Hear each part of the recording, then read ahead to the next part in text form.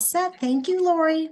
Thank you so much, Lisa. Good evening, everyone. Happy April, end of April. We're looking towards May, and I'm really excited to share that we have a fantastic presentation tonight. That's why you're probably here. Really good to see all of some familiar names and faces, and then some that I don't. So thank you for joining us, and thank you for giving me this opportunity to share some information about the ever popular Mediterranean diet.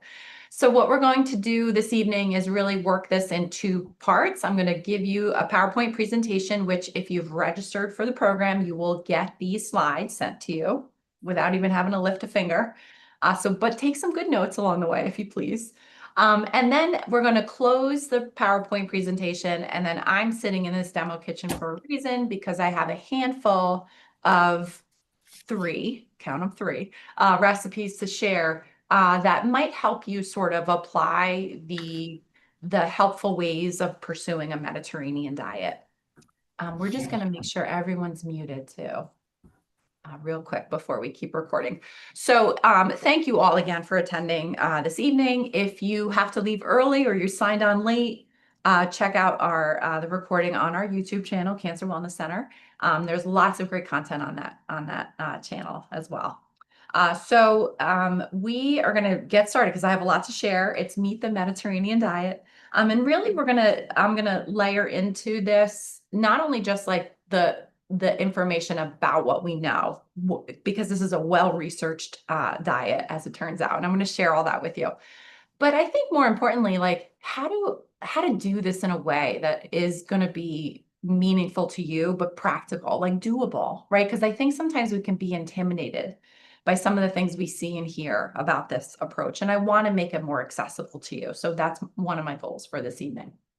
Okay, so without further ado, let's talk about the Mediterranean diet, if it will let me advance my slides. Okay, so on the agenda this evening, I'm going to give you an overview of the Mediterranean diet, specifically list the benefits, the health benefits of the Mediterranean diet, and really save also a slide about cancer-specific benefits of the Mediterranean diet. So why is that relevant for the audience? And then we're going to highlight the foods and flavors of the Mediterranean diet. That's the best part, right? And then as I share, we're going to end the PowerPoint. I'm going to switch the camera and you're going to get a look inside our demo kitchen as I just sort of show you some of the ingredients and some of the recipes that I've prepared for this evening. And then as time allows, we'll have an open Q&A. So the Mediterranean diet, the word diet is misleading, I would say. And I hope this is one important concept that you obtain from me tonight, is that we hear that word diet and we might automatically assume something, right?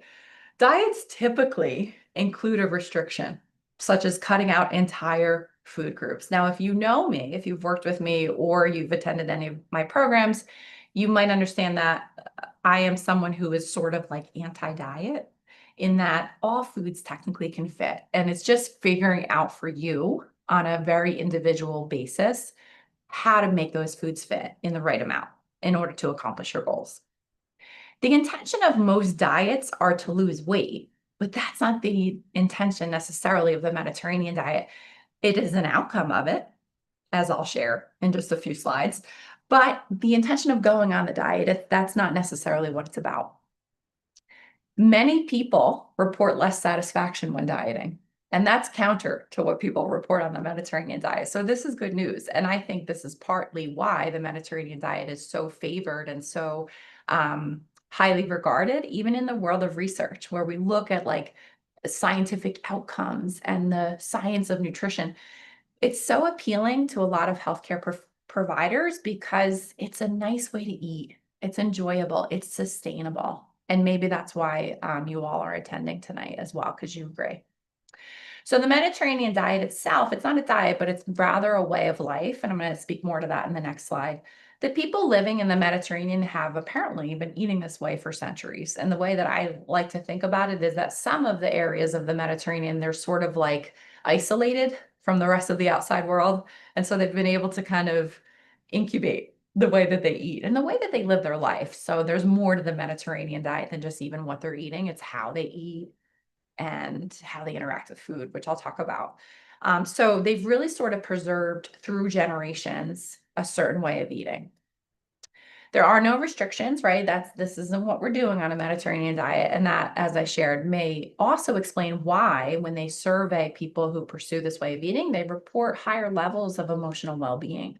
I say sign me up for that too.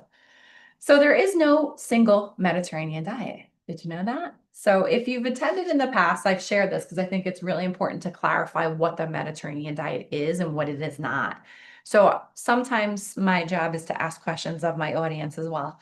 So how many countries represent the Mediterranean? If you were to guess, is it just Greece and Italy? Is it Spain? Believe it or not, there are 21 countries as the experts regard it, of the Mediterranean. And it actually, those 21 countries span 3 continents. So think about that for a second. So it's Africa, Asia, Europe. Think about how diverse those foods are and the way that they live their life as well. So the foods and the flavors, as I'm going to explain a little bit more tonight, are as diverse as the countries are. I don't know if I have enough time in the day to explain how diverse they are. That would be kind of cool. Like we could probably do a Mediterranean diet series and just highlight each country and dive into the different foods and flavors and speak to how to use them, but also to the nutrition that those foods impart. Overall, despite this diversity of these foods and flavors, there is a focus and there's a central theme to the Mediterranean diet, and it is that it's basically a plant-based diet. And I'm going to clarify what that means as well. Those foods that are plant-based, there's special nuances about them. They are high in fiber for sure, and they're also high in nutrients, which I'm going to talk about today.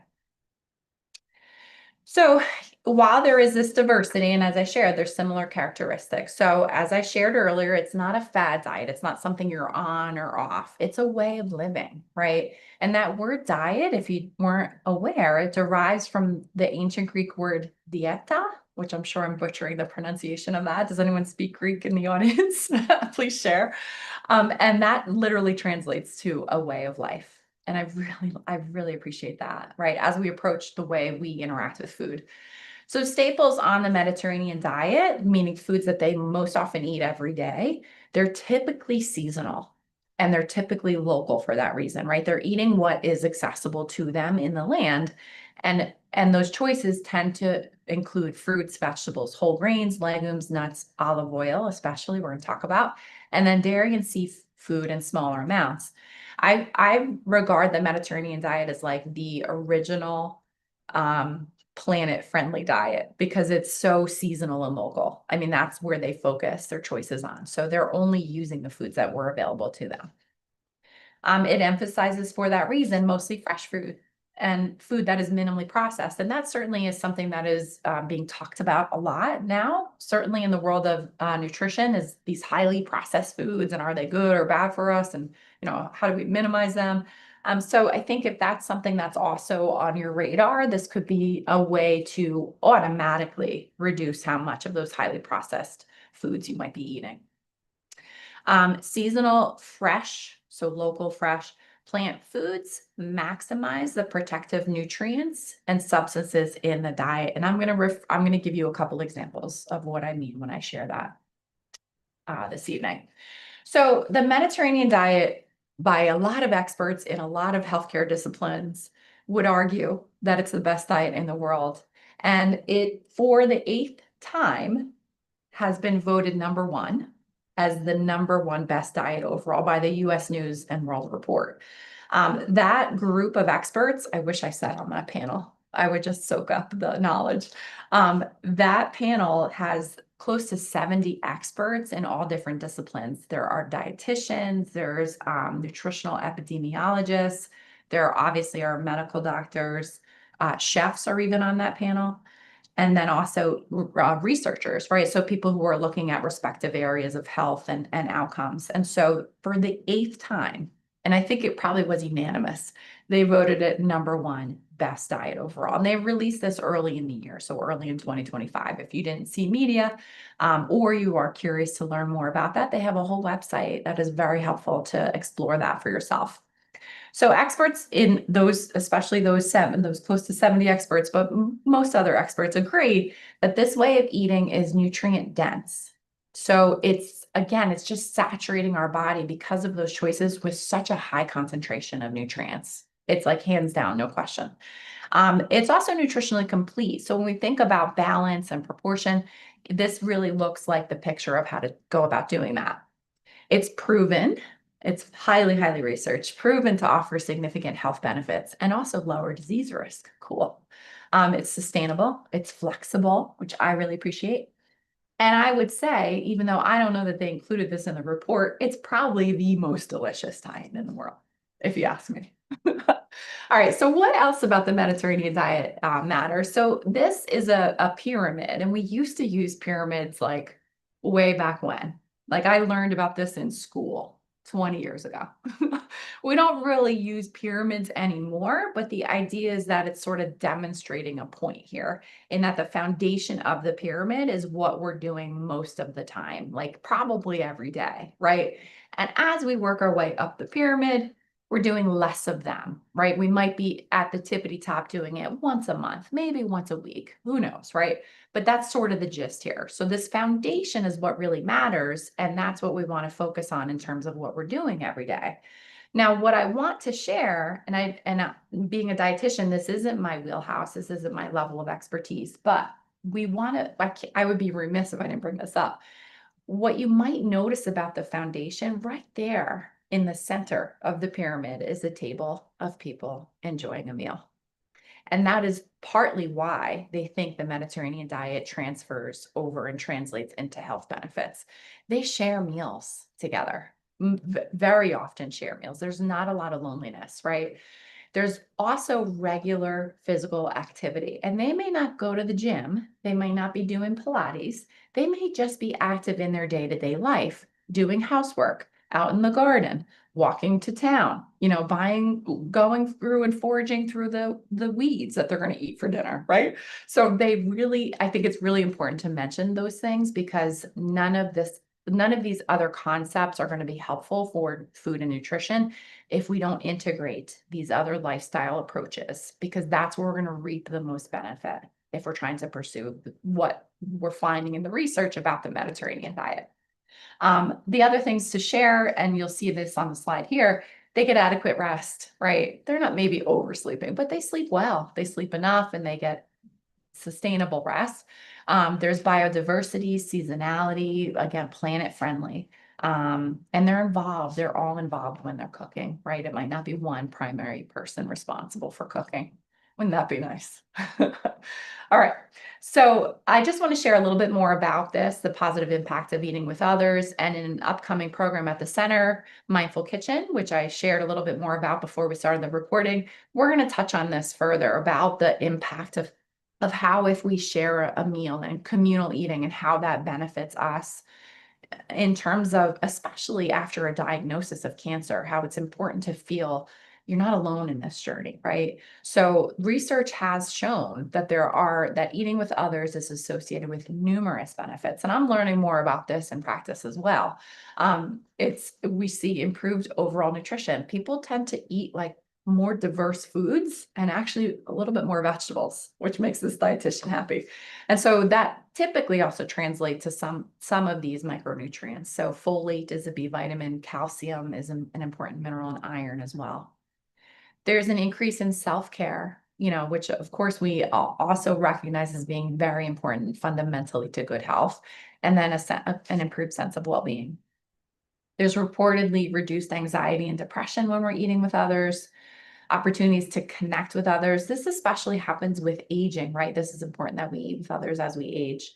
And then food brings this really interesting thing into a relationship. It strengthens it, which I really like. So think about, when you're in the kitchen with others, how is that time spent? And if you make this stellar meal that just really everything clicked and it worked and it came out great, or even not, if you go out to dine out and you're enjoying this and you're savoring this amazing meal, there seems to be this bond that happens with those people that you eat with. So think about that.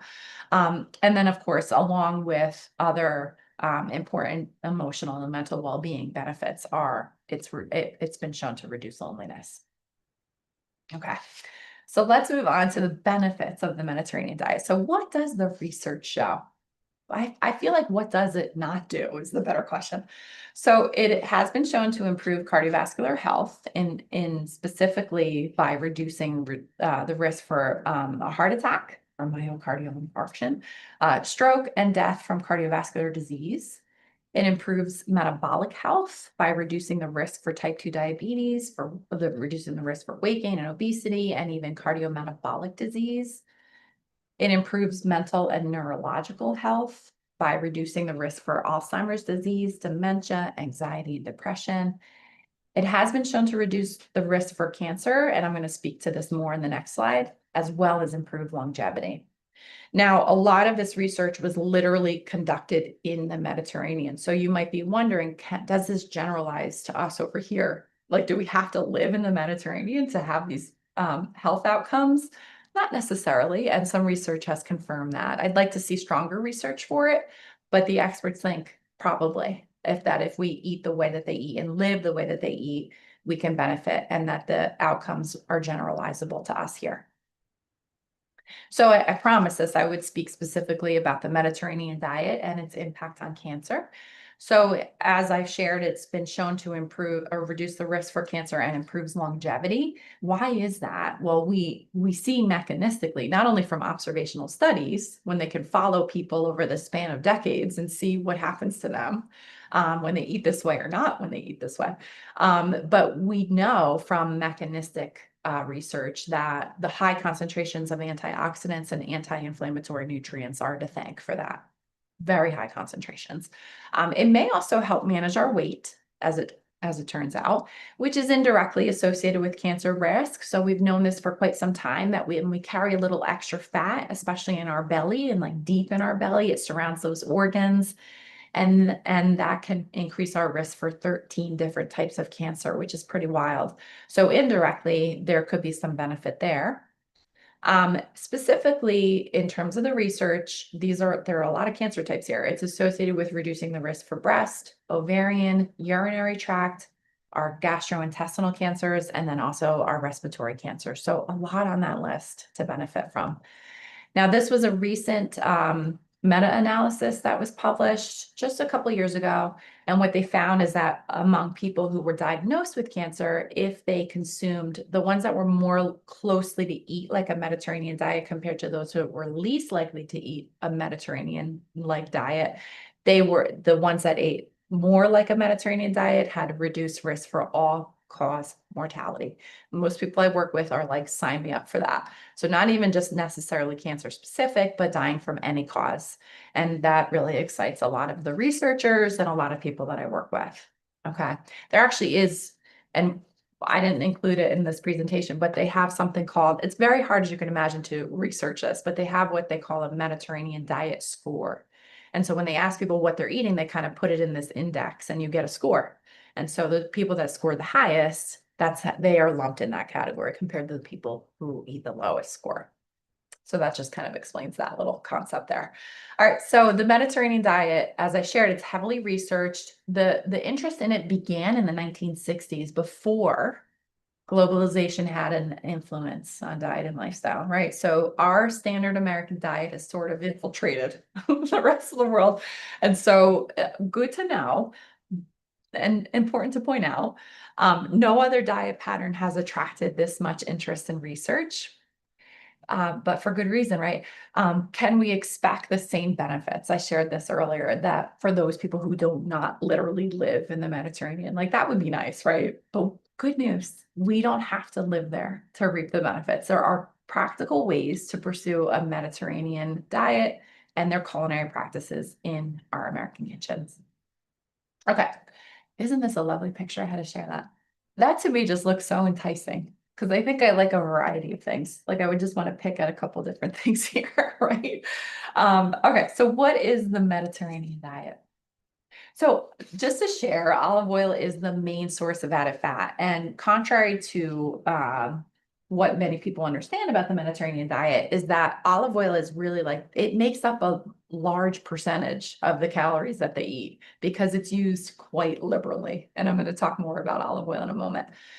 They eat plenty of fruits and vegetables. Again, they're probably focusing on fresh, local, right? So seasonal choices. So there's some diversity there, right? They're not eating the same exact things all year round. Bread and other grain products like pasta, rice, and whole grains, that's a part of their everyday diet. I would say it makes up part of that foundation. So they're eating them almost every meal, if not ever at every meal. I shared this, foods are fresh and locally produced are preferred. Dairy is consumed daily, mainly fermented versions. So fermented types of yogurts and fermented cheeses. And that may make it a little bit exceptional, meaning that it just imparts some different health benefits than the non-fermented versions.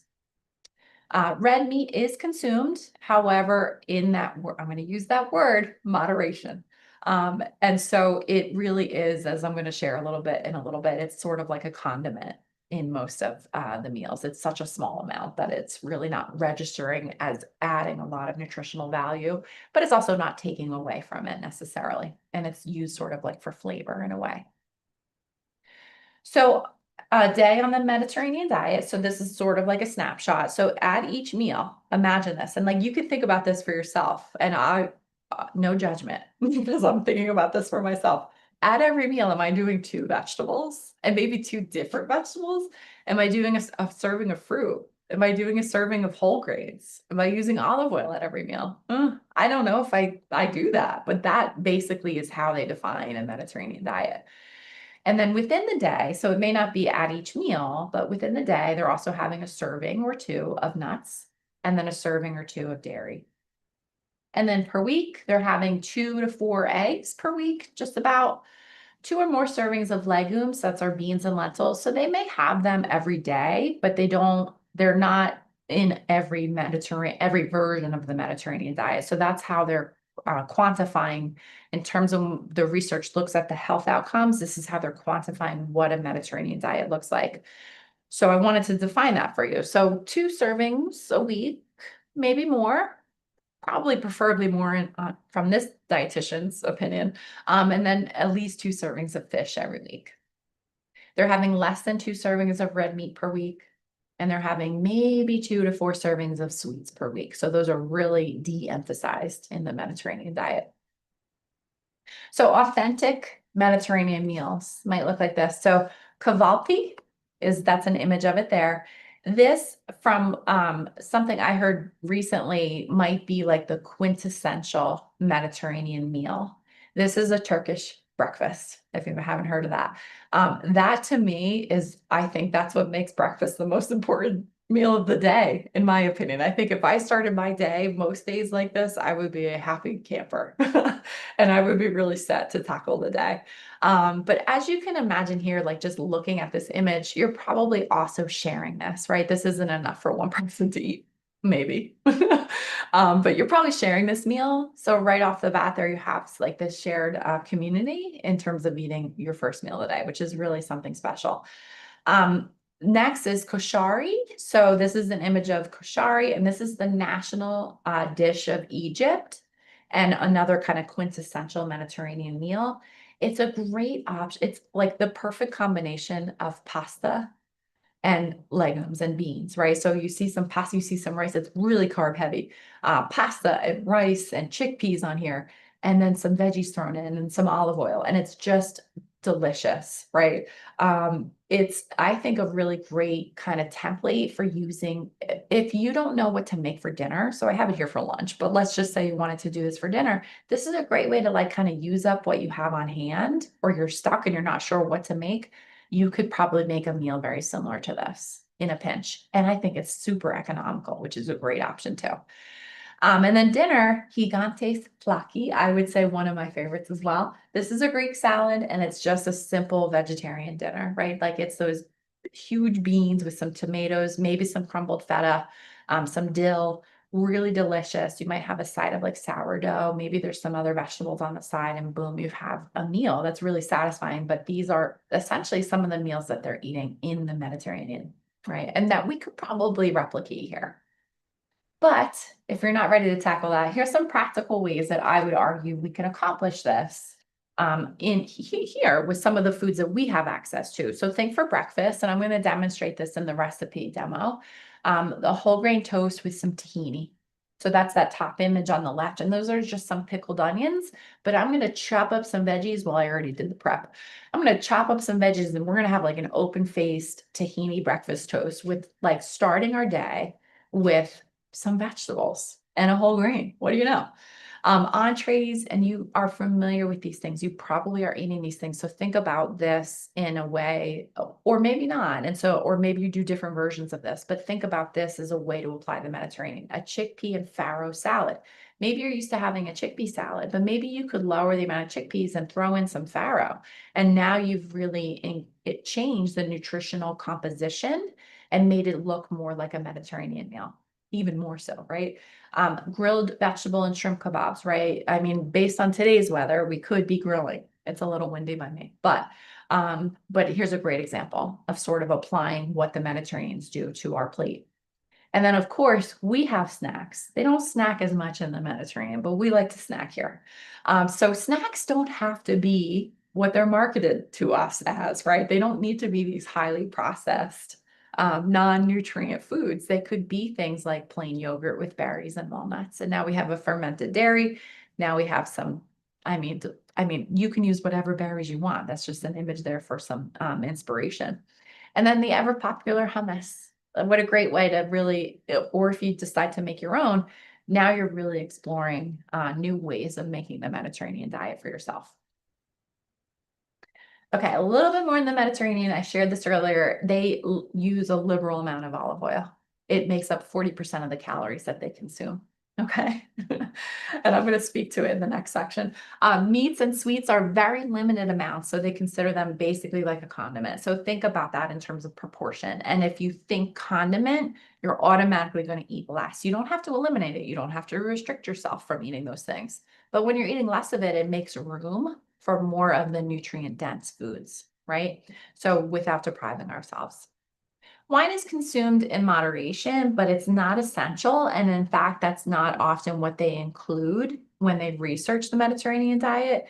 It might have some special properties based on some of like the vineyards that are over there and the special types of grapes that they have that we may or may not have access to here. But the thing, I think what I like to share about wine, and I wanted to include this in case someone was wondering or wanted to ask. I think wine is a good example. Wine in the Mediterranean diet, it's not necessary to reap the benefits. So think about that as it applies to everything else we think about nutrition and diets. Like there's no single thing that is going to make or break a diet. So if we have wine on a Mediterranean diet, okay. But is it necessary? No. And that's because we're focusing rather on all of the other foods that are necessary. Okay. So hopefully I'm explaining that okay. And just to point out again, sharing meals, it creates a social connectivity. So think about like cookbook clubs and maybe bringing them back if you don't already, or if you're not a member of one. I wish I was. Invite me. I'll join you. Think about sharing as many meals as you can as possible. But if it's not possible, at least once or twice a week, and notice, does that affect your outcomes over time in terms of emotional and mental health? Nutrition starts in our kitchen. So a lot of people that I work with might feel a little intimidated in the kitchen. There's like such a spectrum, or some people I work with are so confident and they blow me out of the water. There's not much confidence I have in the kitchen, but the idea is that I'm just in it, right? I'm in the kitchen and I'm just going to try because something will probably work out and I'm going to probably benefit on some level and I'll learn from it and I'll improve my confidence and I'll want to keep trying. And I think that's part of self-care. Okay. So foods and ingredients of interest on the Mediterranean diet, really important to point these out. So we're going to start with the precious olive oil. It's also known as liquid gold. It is a common denominator in the Mediterranean diet. So across all those 21 countries, they're very often using olive oil as their principal fat. It's very high in tocopherols. Those are versions of vitamin E. It's also high in carotenoids and some polyphenols, specifically oleocanthal. You can totally impress your friends and family by using these words, oleocanthal. Like you could say it, and you're at the table using that olive oil. Oleocanthal is mostly found in olives and, of course, olive oil. And it's special. It's not in a lot of other foods that we can possibly eat. So when we use a fresh olive oil, and I'm going to explain that in a moment, then it's going to retain more of those polyphenols, especially the oleocanthal. So imagine over in the Mediterranean, they're literally like plucking off those olives and they're squeezing them. They're pressing out the juice that's inside, literally. And that's so fresh. And then they're using it at the table, right? So it really is something special. Oleocanthal has what we know are anti-inflammatory properties. So when people ask about inflammation and one avenue to reduce inflammation, sometimes that's what I'll work on with them is what are their sources of fats that they're eating? And, could we maybe reduce some of the sources coming from other foods and start to integrate some quality olive oil in place? Polyphenol content, as I was starting to explain, it varies, right? So we might not get as high a polyphenol content depending upon the ripeness or the freshness of the oil, right? And then the extent of the processing that's also involved. So we're looking for using olive oil actually in all methods, right? And that's comes to a surprise for people too. They're a little hesitant to cook with olive oil, but I see a lot of debate about this. I see research on both sides, and I hear from people who have been fortunate enough to live in the Mediterranean that they do use olive oil in all of their cooking methods, even frying, which is pretty wild. So a little trick if you're curious to try this, and I think I might. When the opportunity presents itself, but we can replace butter and a half a cup of butter with a quarter cup and a tablespoon of extra virgin olive oil in our baking. And there probably are some recipes where that ingredient swap isn't going to really translate to the same desired outcome. So I think you'd want to be choosy about making that substitution. But it's certainly, I think if you see an opportunity, it would be a great one to explore. A little bit more about olive oil, as I shared. So polyphenol content matters. They help protect the oil from breaking down when cooking. And that's why they use it in all methods of cooking, because the polyphenol content is so high that it keeps the oil like safe. It renders it a good product to cook with. We want to look for extra virgin options, and those are preferred over pure and light olive oils. I think that terminology is a little deceiving, right? When you see pure, I think that's like a health halo, right? It sounds like it's purified. I should use this. Or light, that doesn't necessarily mean it's lighter in calories. So I think what we want to focus on then is the extra virgin option as best. Now, a lot of companies are starting to label on their bottle a harvest or a best by date, and that indicates how fresh the oil is. So here's an image of that. So the harvest date was October or through November in 2018, and it's best by May 15th, 2021. So on your bottle of olive oil or when you're in the grocery store, start to look at your olive oils and start to see and I have one to show in a recipe demo. Could you start to look for one that maybe is fresh? And so generally speaking, if we do not open it, extra virgin olive oil has a shelf life of about 2 years, but we're going to try to protect it from the elements, right? And use it. I don't buy like Costco size olive oil because I'm not going to go through it as quickly. So I buy smaller bottles and I make sure that the bottles have this harvest date. I look for colored glass so that it protects it from the elements as well. And I try to avoid extremes in heat, right? So I'm not storing my olive oil like on the kitchen window where it's exposed to sun. And I just also want to point out about this label. I think it's so cute. Like fine wine, natural fruit sediment may occur. So, and I think I think it's like, what an interesting way of thinking about your oil that you're going to use either in cooking or even at the table or even to make a vinaigrette. I think we want to be choosy and selective here. And they're not, I don't have the misconception that the more expensive, the better, because I don't find that that's always the case. Okay. So I shared this. Look for dark glass colored or opaque bottles. So someone recently mentioned that olives were bad. So I updated my slides when I heard this because I just had to share this information as well. Olives are not bad, right? Look at all those varieties up there on the image. So olive trees are among the oldest cultivated trees in history. That is wild to me. They are also known as drupes or stone fruit, and there are over 100 plus varieties of olives. I know I have not tried all 100 and I'm on a mission now. So they naturally, like if you pluck them off the tree, they're naturally bitter. and they're quite unpalatable. So that's often why they're cured using brine, salt, lye, or sun or air to cure the olives. They contain polyphenols and oleocanthal, just like that olive oil, and those are touted to be cancer protectors. Like those are on the list, I would say, of the cancer fighting food. And there have been shown to be supportive in preserving cognition and cognitive health. What I like about olives are they're just like pack such a punch of flavor that they transition any like kind of recipe that you have or meh, like you could take it to the next level by just chopping up some olives and putting it in. And they're versatile. So it goes in your green salad, it goes in your grain salad. You could put it into pasta. You could put it into ratatouille or stew. You can pair it. It's a great partner with fresh fruit. Really great partner. And think when you do that, again, what you're doing is you're balancing nutrients, especially macronutrients. So when we eat something like fresh fruit, or I could see them like paired with dates or figs, what we're doing is we're taking a high fiber, carbohydrate containing food like fruit, and we're adding this healthy fat, this really healthy fat, but also with all these other great compounds. So we're really changing the macronutrient distribution of our little snack or even within our meal. Now, no Mediterranean diet presentation would be complete without discussing whole grains, of course.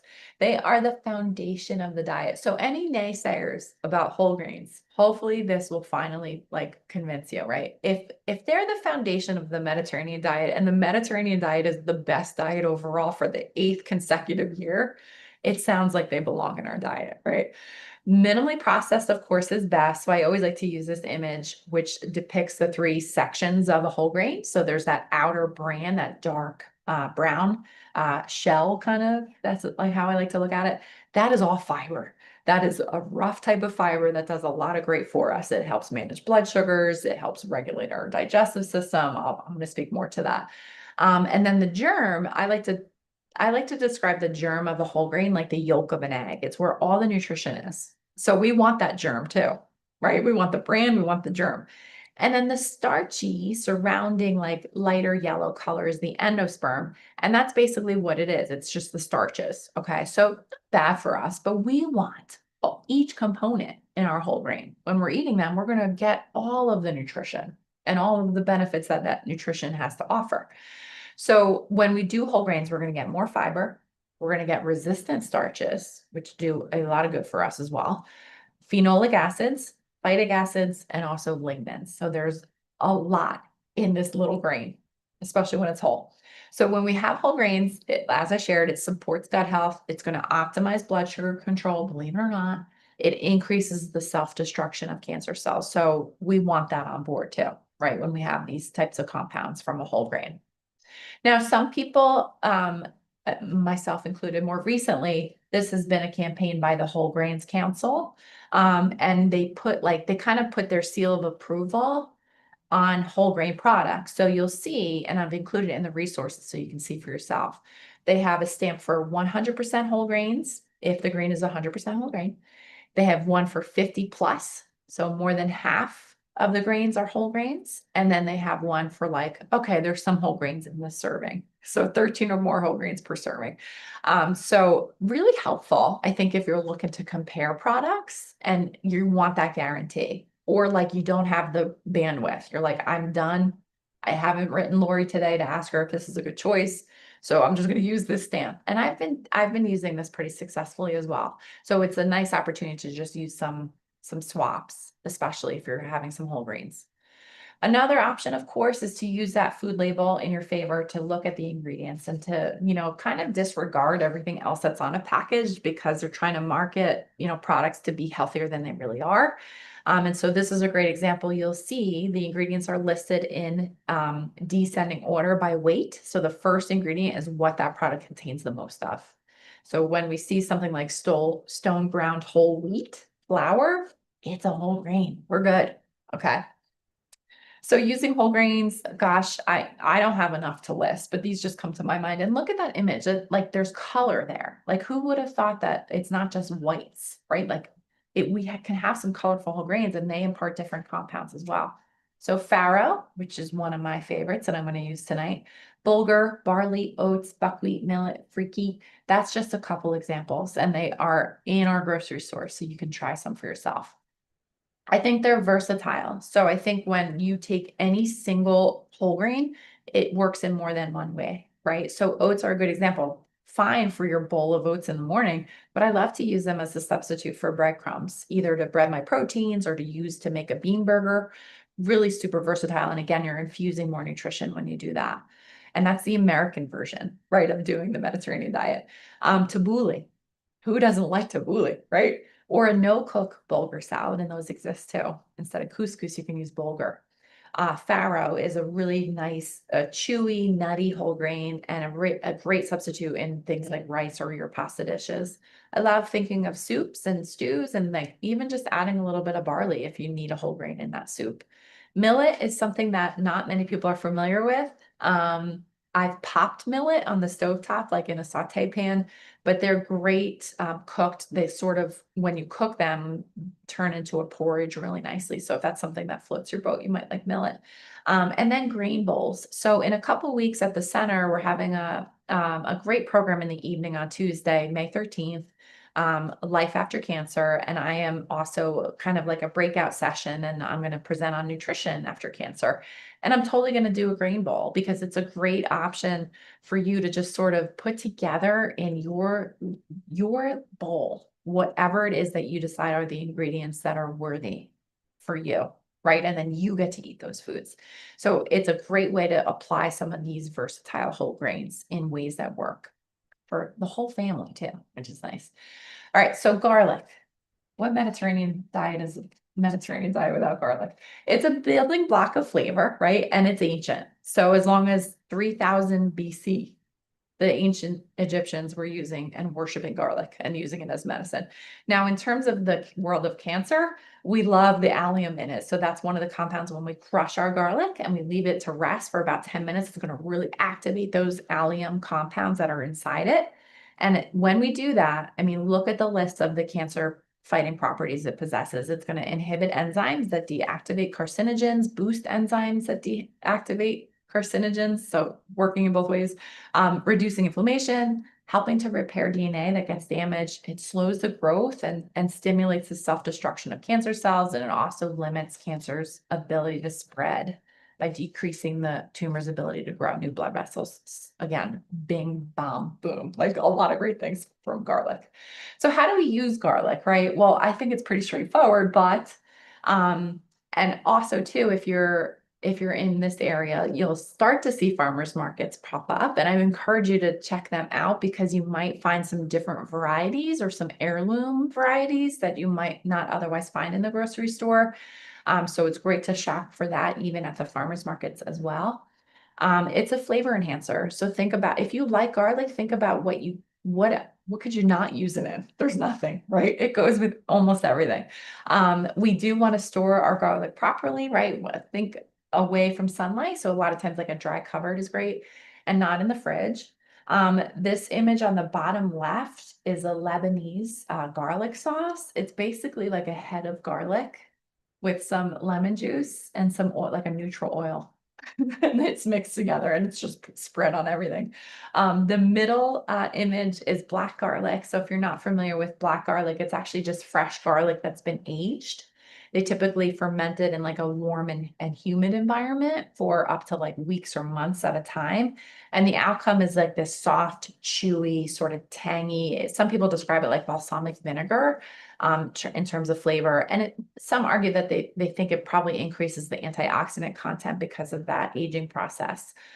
So I know Garlic Underground and Crystal Lake. I wish we could be friends with them regularly, but they make some of this black garlic that's accessible to us. I'm going to keep moving. So tahini, one of my favorites, I had to include it in the presentation tonight. If you're not familiar with tahini, it's ground sesame paste. It has a rich, nutty, and sort of earthy flavor. I like to describe it as like tangy. It's got some protein. So in 2 tablespoons, we find 8 grams of protein. It's super versatile, like most other ingredients on the Mediterranean diet, I think. And you might know tahini if you know hummus, right? But I like to think about using tahini in other dressings, in other sauces, in other ways besides tahini as well.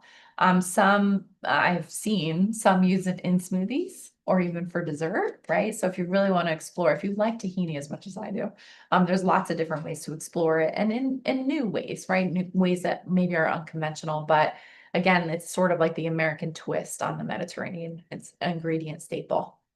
So this is an image of tahini here. And what I've heard is that if you look for a lighter color, that means that it has had a more gentle roast of the seeds. And also the hulls were removed. The hulls are like the outer shell of the seed. And that makes it like a little bit more appealing if you don't like the bitterness of tahini. So I would encourage you to look for that. I've seen like shelled tahini. I've seen it labeled that way too. Most tahini I see is not in an opaque jar, so it's hard to really tell the color. But if you look for that, the holes removed on the label, then you might be able to find a different brand of tahini that you prefer. I like that lots of questions and comments are coming in the chat. All right, so beans.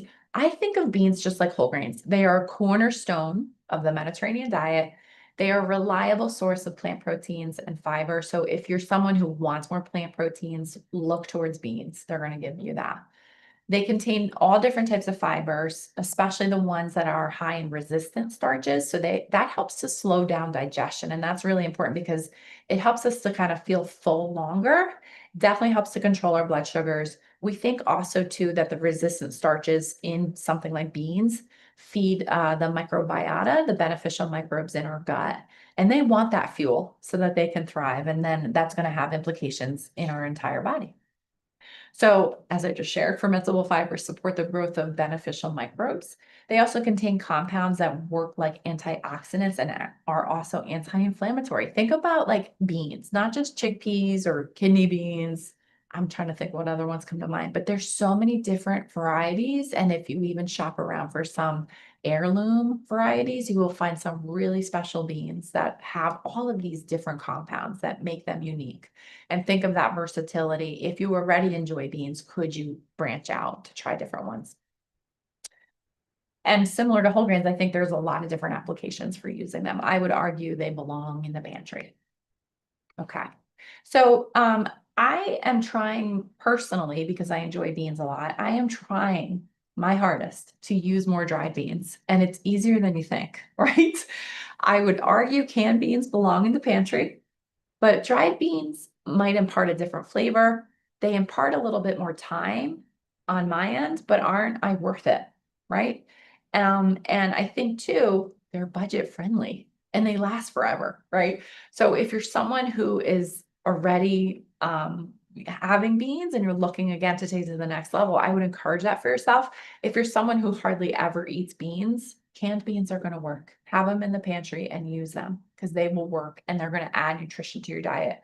When they do research about beans on the Mediterranean diet, probably in the Mediterranean, they're not having they're probably having less canned versions, but when they look at canned versions, they impart just as much nutrition and just as much health to our diet. So I want to just clarify that misconception. But if you want to look for dried beans, if you have ways of cooking it, then I encourage that for you. So all we got to do is soak them overnight and then cook them for like an hour, maybe a little bit more. But that's it. It's so simple. Dried and canned beans are nutritionally the same as I shared, except for the sodium content, right? And maybe questionable lining like BPA. So if that's something you're looking to minimize, certainly rinse your beans because that's going to remove a good percentage of the amount of sodium and a good percentage of the lining materials like BPA.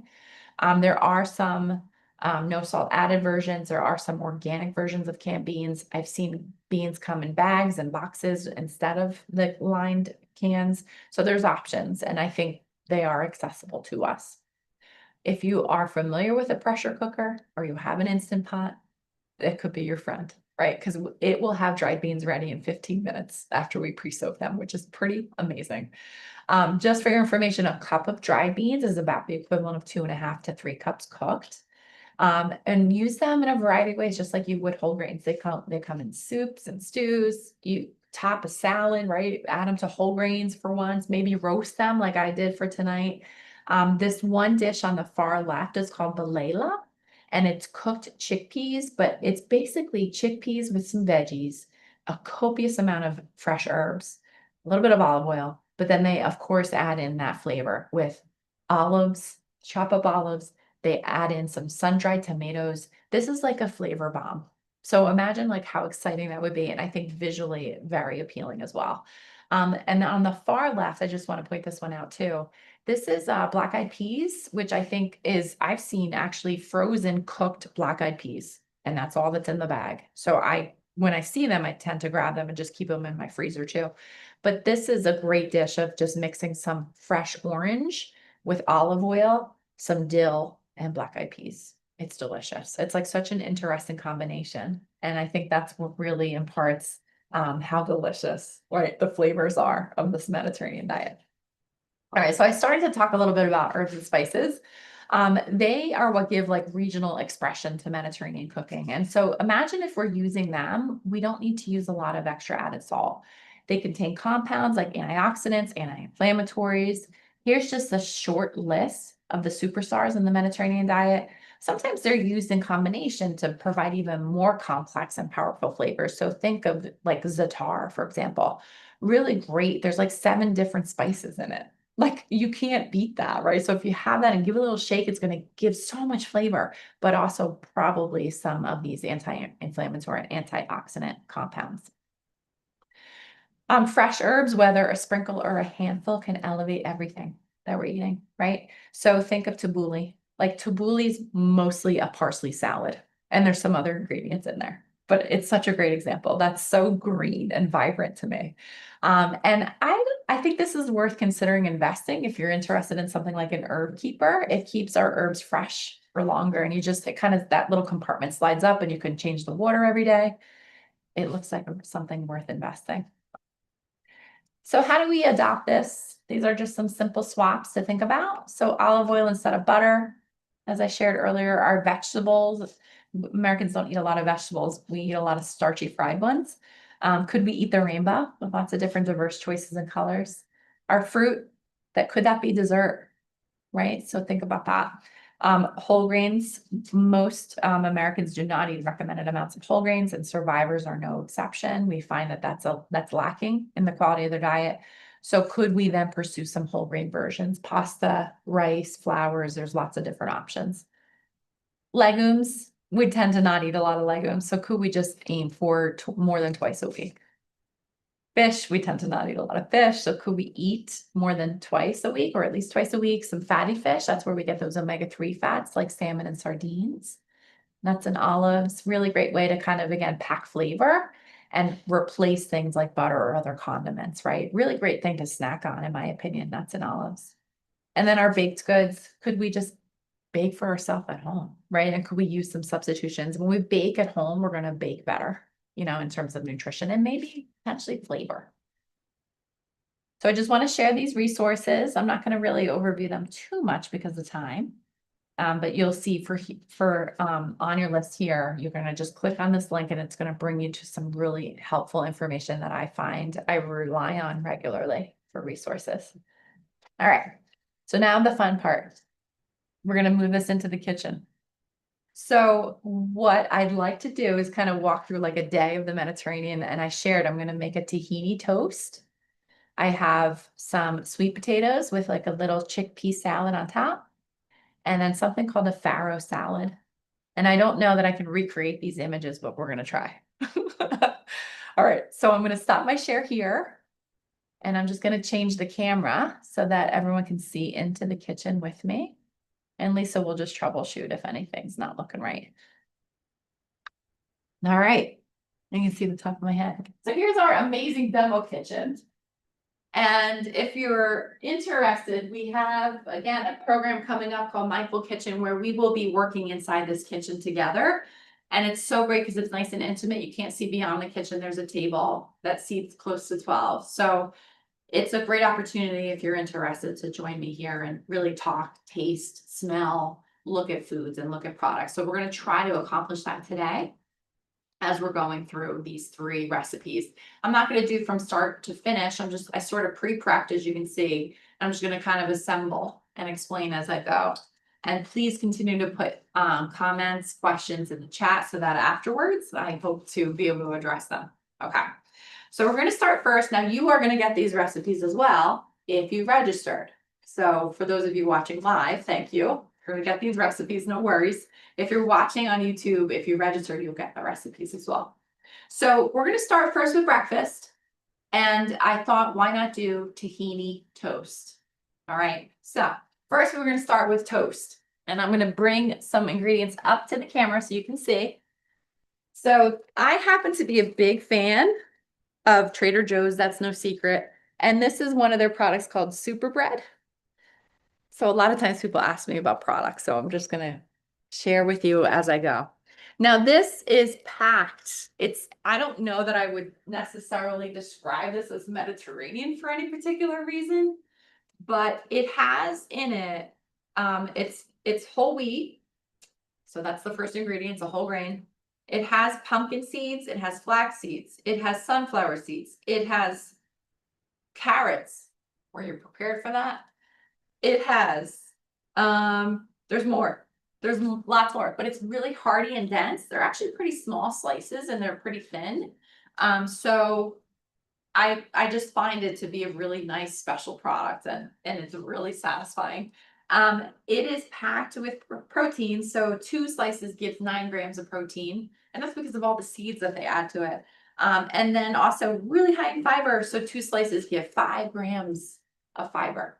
That's amazing, right? That's like the winning combination is that protein and fiber. So what I made ahead of time is I cut up some bell peppers, and I'm going to need a spoon here. Some bell peppers and some parsley and some grape tomatoes. And so I was looking for color, right? Now we can get green bell peppers. Personally, I like the taste and the flavor of red, orange, and yellow bell peppers. They're more ripe, right? So they have, in my opinion, have better flavor, but they also have a little bit more nutrition. So red, yellow, and orange bell peppers have more vitamin C. So if you're looking to get a little more vitamin C in the diet, that's one way to do it. Instead of getting green colored bell peppers all the time, you get different colors. And then some grape tomatoes and then some parsley, a little bit of lemon juice, fresh squeezed lemon juice in there, and I have a nice little salad. What we're doing is we're like doing an open-faced toast. That's how we're going to do it. So there's a lot like this for 2 slices of bread. It's going to kind of like flow over onto the plate. That's okay, because then we're eating some vegetables at breakfast, right? That's what we're hoping to accomplish here. So then we're going to make our tahini sauce to put on the toast, and then also to dress the vegetables. I'm going to put it there. So this is tahini, for those of you who aren't familiar, and you might notice something about it. I'm holding it upside down. So if you are familiar with natural peanut butter, it has that oil separation on top. So does tahini. So I like to, so think of it like you would natural peanut butter. If you are turned off by that natural oil separation, you might not love tahini, or you might need to use like a squeezable tahini, which I have one in the kitchen, in the fridge. So I'll show you if I need to. It's squeezable, so you don't have to worry about mixing it. But this is you're gonna use some elbow grease on this. You're gonna have to stir it. But I store it upside down because then the idea is hopefully that oil will mostly settle up here, so that when I open it, there's less stirring, there's less oil down here. That's my hope. That's typically what I do, even with my natural nut butters.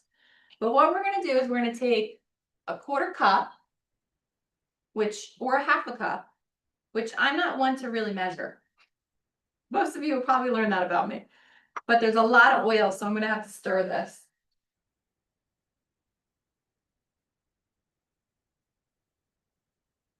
And I'm gonna stir this real good. So as you see, it's just like, think of your natural nut butters. Now, sometimes people I work with, like they'll pour the oil off and then pour it out. That's fine. You could do that as well. I'm gonna make a bit of a mess because I have to clean up. But we're gonna take about a 1/2 cup and we're gonna put it into a little bowl because we're gonna mix in a couple other ingredients. You can keep some of that oil. Now imagine like this is a pretty light breakfast. Like we're having some bread with some fats, right? But protein in here too. And then some vegetables. So I'm not going to really worry too much that there's some fats floating around in here because that's going to satisfy me until lunch or beyond, right? Until I'm hungry again. So the recipe itself, it calls for adding water. That's up to you. You're going to add the amount of water if you want. Sometimes what I do is I take that thicker tahini, like you can probably, hopefully you can see a little bit. Some of it's drippy, but I like to take the thicker part and I'll just spread that right on the toast. It's just like spreading peanut butter, but now you have this tangy spread instead of and a Mediterranean ingredient instead of peanut butter. So I'll just spread some on and then I'm going to finish making this sauce. So I'm just adding a little bit of lemon juice. And you can taste it if you want a little bit of salt. You'll get the recipes with all the instructions. If it's still too chunky, you might want to add water to that so that you can make more of a sauce from this, okay? But now we're just going to top our toast. And you can probably mix and match your ingredients, right, to whatever you have on hand. But this is really like there's a lot of parsley in here as well. So as I shared, it's sort of like open-faced. And if I had a better way of presenting it, like I probably could put this in a bowl and just eat it all together, right? But we got a lot of vegetables here and some parsley. And then we just drizzle some of this sauce right on top. So it's just a different way of doing breakfast. You can even have this for lunch, right? Or dinner, if you want. That's something I would do.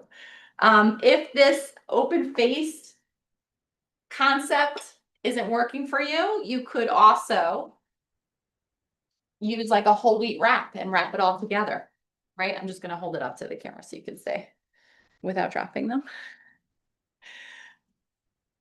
You can probably eat this with like a knife and a fork, right? That's the idea. All right, so that's breakfast. Hopefully you have some thoughts about it or not, and that you'll share and we can talk about in just a minute. Next, I'm going to move to something that a lot of people that I work with do, a baked potato, and maybe like a stuffed baked potato. But now we're going to make it Mediterranean. All right, so over here, I have pre-cooked one of my favorite ingredients, sweet potatoes. So I have the sweet potato, and again, I'm going to come over and show you. I just took my sweet potato, scrubbed the outside, and sliced it in half lengthwise. And then I put it face down on my parchment sheet, on my parchment lined sheet pan. And I put a little olive oil in there. So what we're going to do is we're going to take our baked sweet potatoes. They were in the oven at 400 for about 20, 25 minutes. And then we're going to mash this down.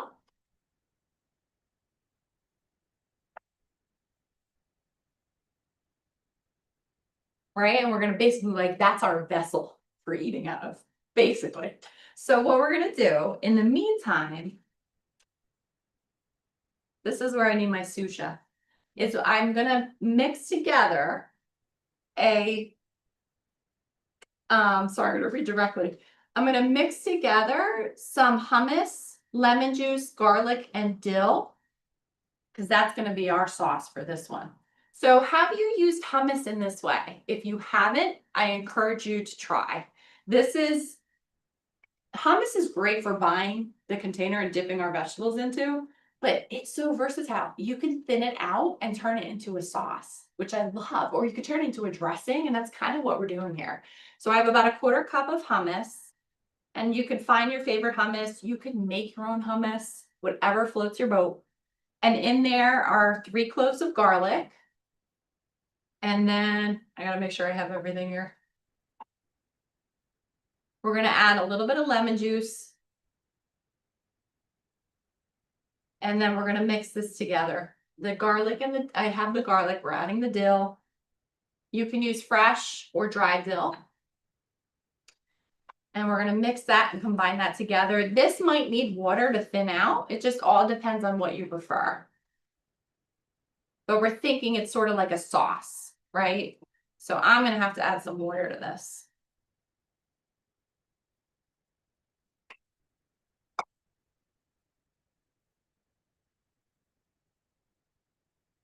Okay. Staff is coming in because it smells so good in the kitchen.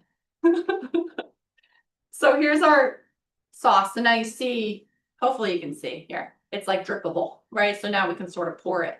And you can make an extra of this and store it in the fridge and use it on something else, right? That's what's kind of fun about some of these recipes, are that you can make bigger amounts and then use it in other recipes or other ways. So what I'm going to do is take, what else is on my sheet pan? These roasted chickpeas.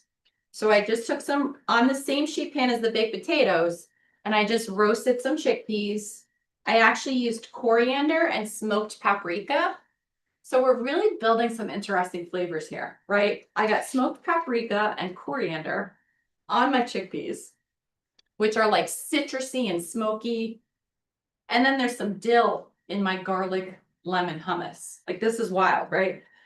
So hopefully you see what I'm doing here. I'm just piling them right on. And then I also have here some tomatoes with some parsley. So it's like a little topper. Lots of great, beautiful color here. Hopefully you're also seeing that too. I'll bring the plate to the camera too. And then we're going to pour this right on top.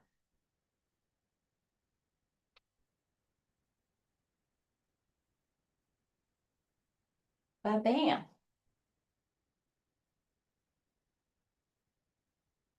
Another kind of like open-faced concept. I must have been in that type of mood when I was thinking about this. So here's our baked sweet potato with some tomatoes and parsley with lemon juice, and then a lemon, dill, and garlic hummus sauce. I guess that's how I would describe it. Yeah, this is like right up my alley. I will be happy eating this later. All right, so last but not least, hopefully we still have time. What I wanted to do was use my favorite whole grain. That's farro. Hands down my favorite. I love farro. And I just cooked this farro in unfiltered apple juice. In the fall, if you want to look for apple cider at the farm, look for apple cider. And then some bay leaves were in here. And it's like, now we have this like sort of subtly sweet farro. Hello. And then I made a dressing. Yeah, there we go. So this dressing is super simple. I used olive oil, lemon juice, salt, and pepper. And I like to use dressings in mason jars because if there's measurement on the side, that helps you in making your recipe. You just don't have to waste a measuring cup. You just do it in the mason jar. And then you can just whisk it up. And I'll bring the olive oil over that I used as well. So you're going to mix that in here. Now, preferably you mix it in when the farro is like just slightly warm so that it really heats up those flavors. I didn't have an opportunity to do that. So we're mixing it cold, but that's okay. Okay, now to that, we're going to add more pizzazz. We're going to add our vegetables and our herbs. So in here I have parsley, mint, some sliced radishes, and then some tomatoes. So they're all going in this bowl together. And then we're going to mix that together.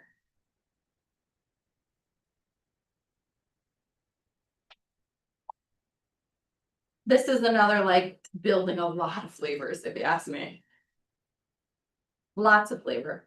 And I like roughly chopped the herbs. Like I did not finely chop them because I like my herbs that way, a little more rustic. And like maybe you get a bite of mint in one bite and then a bite of parsley in the other. You know, like it's really kind of keeps it interesting.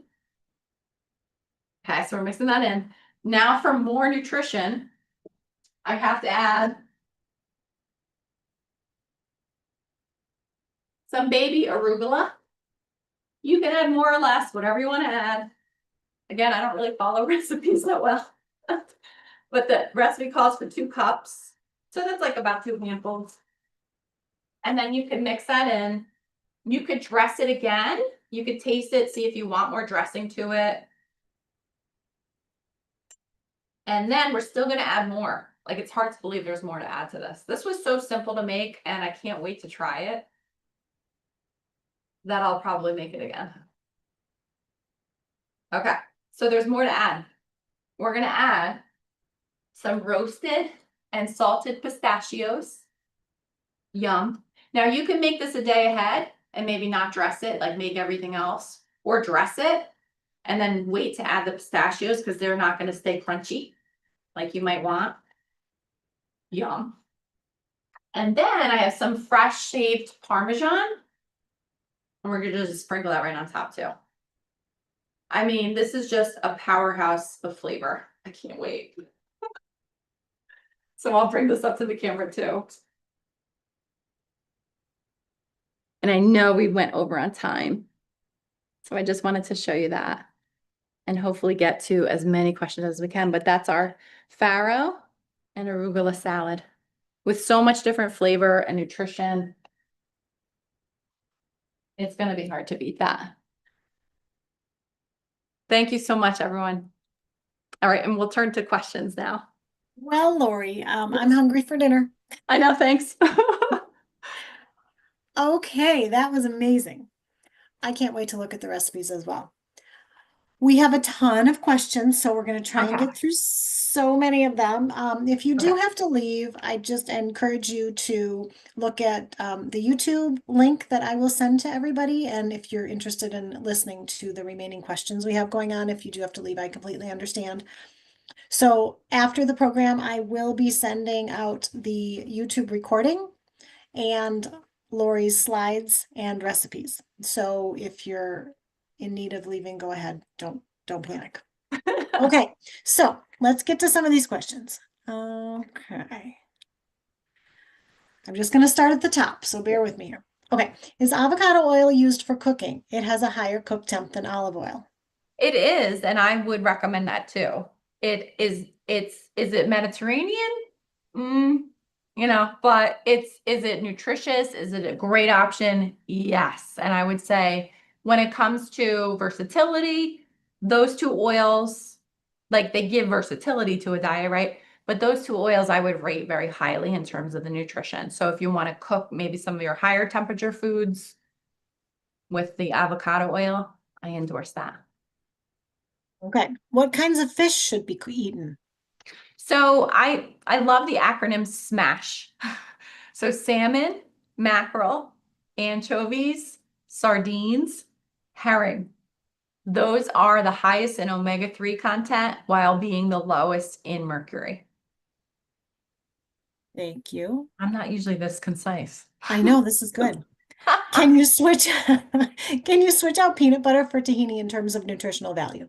That's a great question. Just different, so I highlighted the protein in tahini just because I think peanut butter has that reputation of being a high protein choice. But different fatty acid profile. I mean, slightly similar fatty acid profile, slightly similar nutrient profile. I think just different, not one good or bad or better than the other. Slightly different. I think you can, to answer the question more directly, could you switch it out for tahini in terms of nutritional value? Yeah, you could. Okay. Yeah. What about tofu?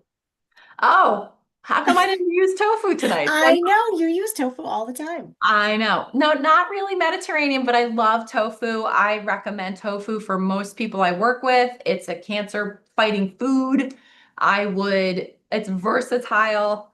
You could probably, let's say you didn't want to I love tofu for so many things. Like you could scramble it for eggs. You could cube it and put it on. You could probably put that on the sweet potato. I bet that would be good. Like if you use the same spices as your chickpeas, that probably would be pretty good. Um, or put it in the salad if you cube it and roast it in the oven and put it on the salad. Just think like similar ingredients because tofu is a blank slate. So if you wanted to do that, is it Mediterranean? Not really. But again, we're sort of adapting the Mediterranean using healthful ingredients. And I think that that's acceptable because tofu is a plant protein, right? And has healthy cancer fighting compounds. So a great option. Okay. What if you hate lentils? It's okay. You're allowed to. I don't, I get it. I think if you like beans, great, because they're in the same family. So, we'll take it, and I think that it's still gonna, if you like beans and eat them regularly, you're gonna benefit from that without needing to force yourself to eat lentils. Okay, should you rinse olives to remove some of the sodium? Also, eating with groups or people, how does that influence mindful eating? Ooh, good question. I Two think, questions. yeah. Okay. First part, I think if you rinse the olives, you'll remove sodium. So if that's something you want to think about doing, go for it. Okay. You're not going to like rinse away nutrients because it's in the olive. Um, how does that influence mindful eating? So if you are with others, hopefully you're joining Mindful Kitchen because we'll explore this to like the greatest extent ever. But it turns out we're going to do an exercise where we actually eat in silence with people. So it seems like, we are influenced by people in our surroundings, and that's no exception for how we eat, what we cook, what we serve at the table. So hopefully you're leveraging the people in your environment in a way that works for you, and communicating that in a way where like if you are pursuing a certain way of eating, that the people in your environment are too, because more likely than not, your behaviors align. But I don't know that it influences mindfulness when we eat. It could, but that comes from within. I think other people in our surroundings, we tend to feel better, like happier usually when we're eating with other people and when we're sharing a meal, especially something we've made. Thank you. And this person that asked the question will be attending your Mindful Kitchen program. Very good. Okay, next. Can you eat whole grains if trying to keep blood sugar low? Yes. I think that's a misconception. I probably could do a presentation and program on that. So when we eat like that farro, it's going to help because of the fiber that's in it. It's been shown clinically, and farro is just one example of a whole grain. Oats, quinoa, buckwheat. You can go gluten-free if you need to. Millet, as I described. They there's other things in it than just carbohydrates, and the fiber is a really important component of that package. So because of the fiber, it slows down digestion. It slows down how quickly our blood sugars rise. Okay, so remember that. But put it into context, how much? Right? Like we're not going to do this salad is like part farro, right? It's not all farro, so hopefully that helps a little bit. Where if you had like this size bowl of farro, that's a little different, right? But you're having a sensible portion of it, and it's really going to help lower blood sugars because of the fiber and the other compounds. There's protein in that farro. There's fats in that farro, right? But plus we put it into a meal that's also going to influence your blood sugar. So it gets a little complicated. Trust me when I share that that's what the research says, that whole grains actually help control blood sugars. Okay, and then can you recommend a good cookbook for this type of eating? Yes. So I happen to be, so the resources I shared, you'll see Old Ways is on the top of that list. And they have a really great whole section on like heritage diets, but Mediterranean being their most heavily resourced one. They have lots of data, but also recipes, how to use ingredients. You can download stuff, you can pay for stuff, but a lot of it's free. I really like Old Ways. So that's on the PowerPoint slides. But then I also really like America's Test Kitchen, their Mediterranean cookbook. I mean, it's like I probably could find recipes very similar to, not in terms of the food photos, but the ingredients of these recipes very similar to that cookbook. And that is just so vibrant and some really flavorful things. So if you're familiar with America's Test Kitchen, you might like that one. And I don't know if you answered this already. What do you do with garlic to activate it? Great question. So we want to crush it first or just like smack it. Like, so if you do what I do when you're peeling the cloves off of the whole bulb of the head of the garlic, you like smack it to get that skin off. But doing that actually crushes it a little bit. And there's some enzymes that now get activated. And it takes like 10 minutes, but the activation of those enzymes kind of wake up the important compound that's in it, which is called allicin. So it takes 10 minutes to do that. So sometimes I'll just start something like if I'm making a marinara, like I'll just start that, I'll push that, and then I'll work on something else and come back to it.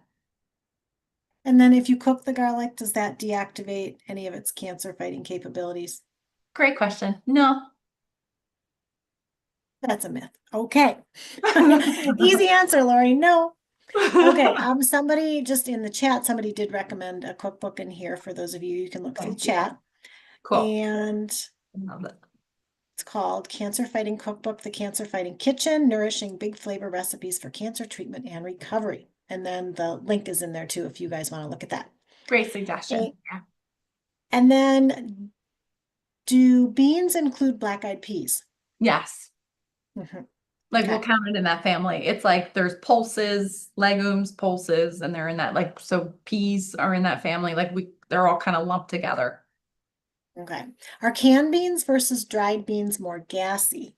They might be. So that's why I want you to rinse them because they sit in that soaking liquid and it just sort of like they start to like, not, I don't want to say ferment, but they just, and so, actually some products, Eden is a product line that's organic, accessible. Like I see it in a lot of stores. They actually add something called kombu, which is a seaweed that helps kind of break down a lot of the starches that are otherwise gassy. So some people look for those and you don't taste it. It's not like you taste seaweed on the beans. They must add just the right amount. But then rinsing those beans really does help. And especially if you've ever cooked dried beans from scratch, you notice like a lot of times that bubbling film like comes up and you could just start to scrape that off and get rid of those gases. And gas is embarrassing, but it's normal. And it's actually maybe a good thing because it's maybe feeding, it's fermented, right? Our beneficial microbes are using those starches in there and they're going to flourish because of it. Okay.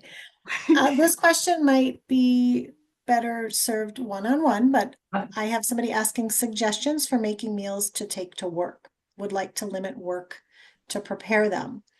So I'm not sure if you want to mention you do offer one-on-one services or if you want to try and answer that question here. Yeah, I one-on-one is always best because you might have like you might not eat any of these things, but everything I made like you could probably do for lunch, right? Like if you chop up these tomatoes, bell peppers, and parsley together, that will sit in the fridge for a couple days, if not 3 days. So if you pre-prep and then you can bring a wrap, bring some hummus, roll it up at work, or make it ahead of time, and boom, or like mixing into the bell peppers, the tomatoes, the parsley, you can mix in some beans to that. And boom, you have maybe that's not satisfying enough. So you have like a little bit of that with like a hummus wrap or something. And that's like Mediterranean. Sounds good. How do you schedule the meal? So this one said, this was just a comment somebody put, and I thought it sounded delicious. Sometimes I use hummus half and half with, or sometimes I use hummus half and half with mayo for tuna salad. Mwah. Sounds delicious. I love that. I like to do that too. Sometimes I'll do mustard, like a Dijon, and because it's just a different flavor, but that's a great swap, right? Because the hummus just adds better nutrition. Not that mayo's bad. I think that has a bad reputation, but and maybe you don't like tuna without mayo. That's okay. You can use hummus. There's trade-offs. That's the beauty of this. But that's a great example of exploring ways to like infuse Mediterranean foods into what you're already doing. Yeah, I love it. Doesn't the apple juice add a lot of sugar if the bottle is, oh, no sugar added, even if the bottle is no sugar added?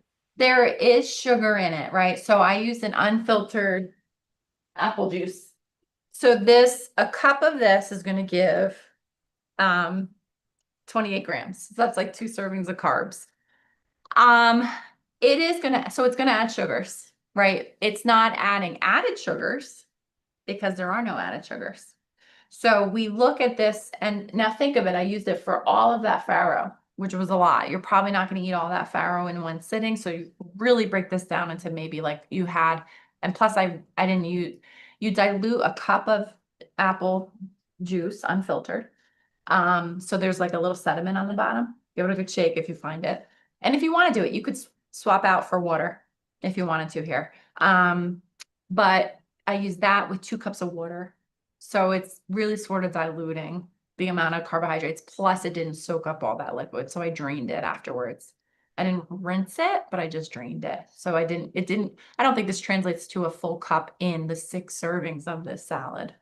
So if we really wanted to break it down and do the math, we could figure out the carbohydrates, but this has no added sugars. So that's different than, I don't know, like using like a honey roasted, I don't know, crouton and putting it in here. I'm just trying to come up with something.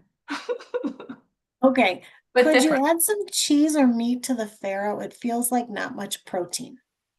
Yeah, so I think so the Parmesan cheese I did put on top, and I did Parm on purpose because that is higher protein, right? Low lactose, so it's like kind of user friendly for most of the audience. And there's pistachios in here, so now we're starting to really add up, I think, in terms of the protein content. I think if that didn't fit the bill for you, you certainly could put this as a side salad and then have a protein, like some salmon, or something like a turkey burger. I'm just trying to think like a Mediterranean Greek like Chickpeas, turkey burger. What'd you say? chickpeas, You could protein. add beans, right? Like you could really make it your own if you're looking for something a little more satisfying. I'll probably eat all these things together. So it's not like, even though this is not, this is a side salad, I would say. You could probably have this and see if it would satisfy you because of what's in it. It's pretty hearty. All right. Do you use kefir? Do you use chia seeds? Oh, great questions. I do. Not kefir as much. Kefir is not quite my flavor preference. It's sour, so it's like drinkable fermented milk, basically. But a really great probiotic naturally in food, right? A really high concentration of different types of probiotics. So if you're looking for gut health, I would recommend using that and using it in traditional ways. So probably like making a sauce with it. So thinking sour cream, like could you substitute it? It's going to be thinner. So how could you make it work that way for yourself? Or a lot of people like it in a smoothie. I would recommend trying to look for plain kefir instead of like something that's sweetened. That's very different than the no sugar added, even though it's apple juice, no sugar added. A lot of kefirs will have maybe a couple teaspoons or more of added sugar. So you could sweeten it yourself. And you could, if you wanted to make a smoothie, add some fruit or frozen fruit, and that's going to sweeten it. Or drizzle a little honey if that floats your boat into your smoothie. So then you're going to add less than what is in that sweetened kefir. Chia seeds, I don't use them as much as I'd like to, but they're a great option too for high fiber, high omega-3s. People make puddings out of them. They put them in their hot cereals in the morning. They make, I said puddings already, but like different, you can add it to yogurt. I mean, it's such a versatile ingredient that I would say go for it. They're both great choices. I just don't tend to use them a lot. That is about it. We had one more recommendation for Jamie Oliver's Mediterranean cookbook. Somebody uses out there. Cool, And thank you. then lastly, we had several people ask how to get in touch with you for one-on-one appointments. Do you want to speak to that? Or would you rather Well, me? yeah, or do we want to just maybe put it in the email? So Sure. as long as you're registered for this program, then you're probably involved, you're probably in the Cancer Center registry. Not Um, necessarily. okay. But So then, yeah, go ahead. for those of you that are interested and have not officially done an intake with our center, we would have you call the center and ask to speak to our intake coordinator, and then she can get all of your information and then refer you to Lori for one-on-one services. And she's amazing. So if you Oh, have never heard any of her programs, just so you know, she does do one program generally it's the first Friday of every month. It's called Ask the Dietitian. And we have a topic every month, so people submit their questions and then she answers your questions regarding to that topic. So the next one is this coming Friday. And if you register for it and don't attend, you'll still get the email with the YouTube link and everything like that. So any of Lori's programs, if you can't attend, I do encourage you to register because we always send out the follow-up materials. Okay, well, that concludes our program.